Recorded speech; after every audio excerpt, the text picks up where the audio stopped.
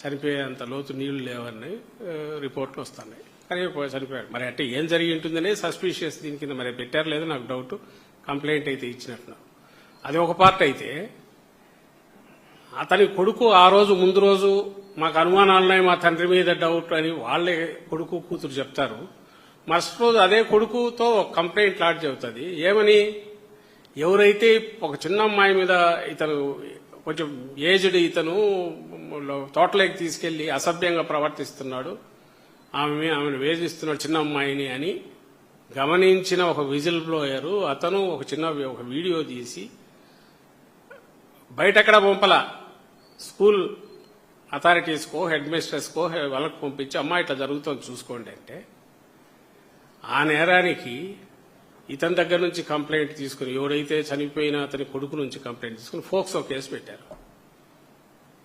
And others అన్నారు. అదర్స్లో ఎవరంటే వైఎస్ఆర్సీపీ వాళ్ళని తీసుకెళ్లి రోజు కొడుతున్నారట.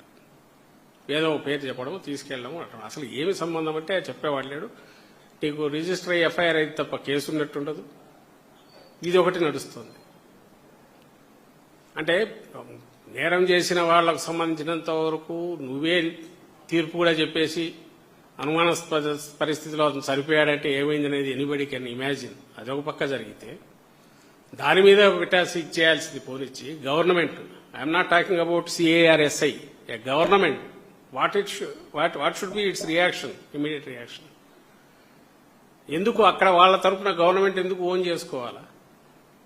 ఆ ఎస్ఐయో సిఐయో ఇంకొకరో ఎందుకు దాని మీద ఒక రియాక్ట్ అయ్యేటప్పుడు అక్కడ తప్పు జరిగితే ఎందుకు యాక్షన్ తీసుకోలేకపోయింది?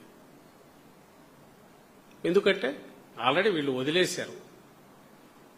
ఒక్కసారి వ్యవస్థను నువ్వు వదిలేసి నీ ఇష్టం చుట్టూ నువ్వు చేసుకో, మాకు కావాల్సినవి మాకు చేయనట్టున్నాక అక్కడ విశృంఖలత్వం ఎట్ట పెరుగుతుంది, ఏ రకంగా విచ్చలవిడితనం పెరుగుతుంది, ఏ రకంగా అధికారులు కానీ ఇంకోరు కానీ, ఎందుకంటే దాంట్లో కావాల్సినంత చెప్పినట్టు వింటే కావాల్సినంత ఆదాయానికి ఆదాయం ఉంటుంది, లేకుంటే కావాల్సిన సౌకర్యం లేదా నీ విషస్ ఏదైనా తీరే అవకాశం ఉంటుంది. నీకేది అనిపిస్తే అది నువ్వు చేయొచ్చు అనే వాతావరణం ఒకటి క్రియేట్ చేసిన ఈ ప్రభుత్వం చేసినందువల్ల ఇలాంటివన్నీ జరుగుతున్నాయి. దానికి బ్లెస్సింగ్స్ వీళ్ళవే ఉన్నాయి. అది ఒక టైప్ అయితే, ఇక్కడ నిన్న జోగి రమేష్ అరెస్టుకు ఏదైతే చూపుతున్నారో ఈ ఇల్లిసిట్ లిక్కర్ సంబంధించి తయారు చేసే దీన్ని అవుతున్నాడని, ఇది చేస్తున్నది వీళ్ళు చేస్తున్నారనడానికి మొత్తం ఆధారాలన్నీ అటు ఉంటే పక్కన ఉన్న జోగి రమేష్ని తెచ్చి ఇక్కడ పెడుతున్నారు. వాళ్ళు చూపేది ఏంటో దీనికి, వాడెవడో ఏనైనా ఓడెవడో చెప్పారట నెలకు 2 లక్షలు 3 లక్షలు ఇచ్చేవాడిని.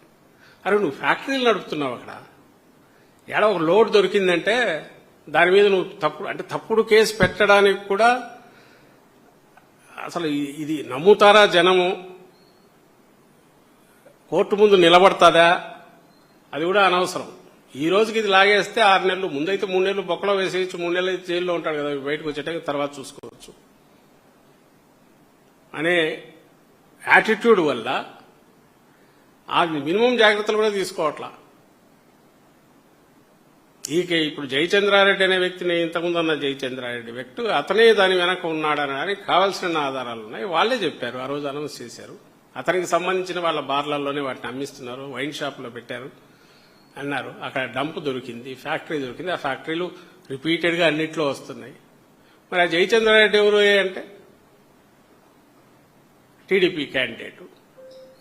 సరే, ఇంతవరకు